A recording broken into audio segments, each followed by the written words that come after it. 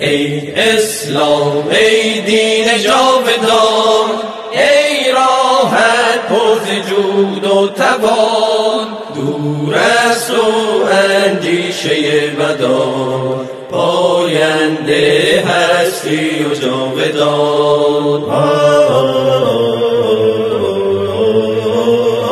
ای دشمنر تو سنگ خاره، دشمنر تو سنگ خاره، جان من فدای حرف پیغمبرم. اسلام ما دین برتر است، پیغمبرش بهترین عالم است.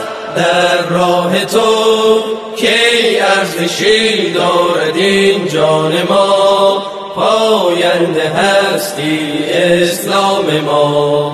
در راه تو کی ارزشی دارد این جان ما، پاینده هستی اسلام ما.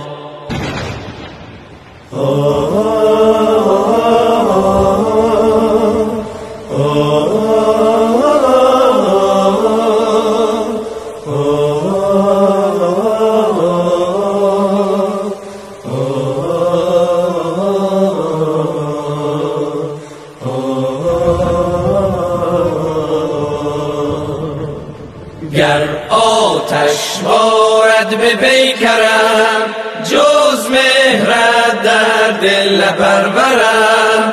مهر تو چون شد پیشم، دور از تو نیست اندیشم.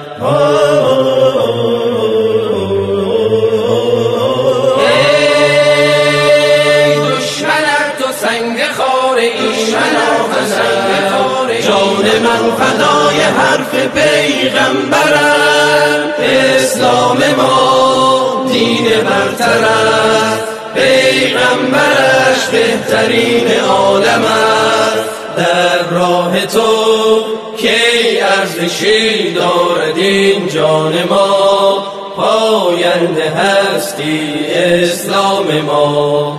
در راه تو کی ارزشی دارد این جان ما، پاینده هستی اسلام ما.